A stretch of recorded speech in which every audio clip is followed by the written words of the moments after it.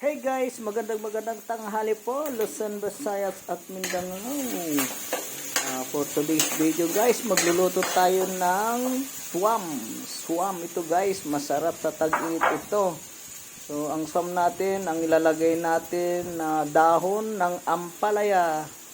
Sa mga iba kasi ang ilalagay guys, yung dahon ng sili, dahon ng malunggay. Pero sa akin guys, mas masarap para sa akin, dahon ng ampalaya. Ito na guys, igigisa na natin yung giniling.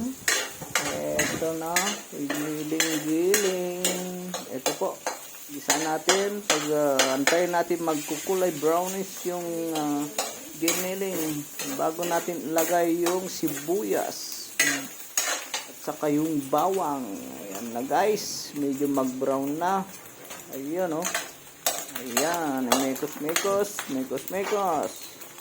Ayan guys, ilalagay natin yung bawang.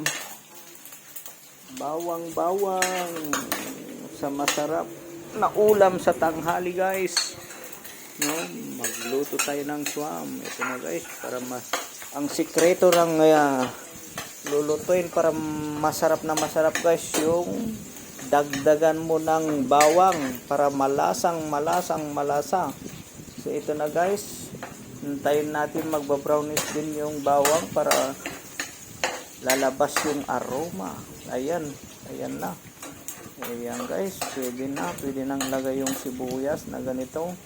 So medyo marami din yung sibuyas para maalinamnam.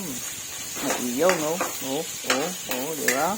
Okay na guys, pwede nang ilagay yung giniling, yung inano natin na mais, pang swam guys. Yung swam natin guys, medyo lakatan na mais. Pero may lakatan pa na mais. Hindi lang bigas ang may lakatan. Pati mais guys, may lakatan, malagkit to guys. Native, baga. Ayan oh. Napakasarap na swam. Dahil native, ayan guys, native na swam to. Ayan oh, native na mais. Ayan oh. So, antayin natin. Igigisa natin guys, bago natin lagyan ng tubig na sabaw. Ito natin yung pangsabaw natin. Sabi natin guys. Ayan, mekos natin para masarap. Napakalasa guys yung ganito. Lalo na yung mais is lakatan. May lakatan pa na mais guys. Ayun oh. So, amoy pa lang guys, talagang mabango na. Antayin natin guys na lalabas yung katas at ang ilalagay natin dito guys, asin. Huwag tayo maglalagay. Para sa akin, asin.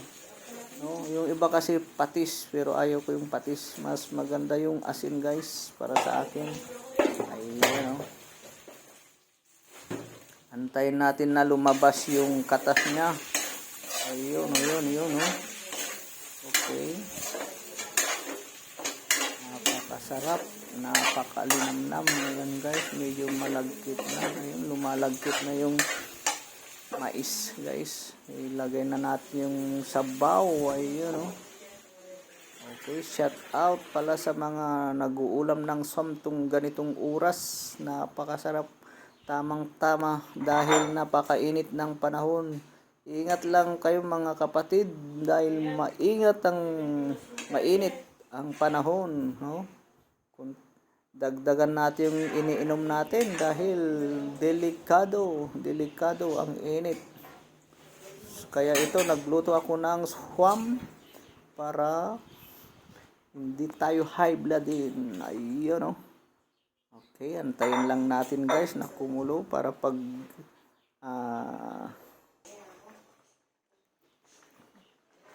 lagay natin yung talbos ng ampalaya. Ayan guys, ang sabaw niya malapot na talaga, pero totally hindi pa luto. Malapot na talaga. Kakaiba talaga yung lakatan, malagkit na swam guys. Ayan no. Diba? Okay. Napakasarap naman. Ayan. Amoy pa lang guys, napakasarap na. Dahil Ito, marami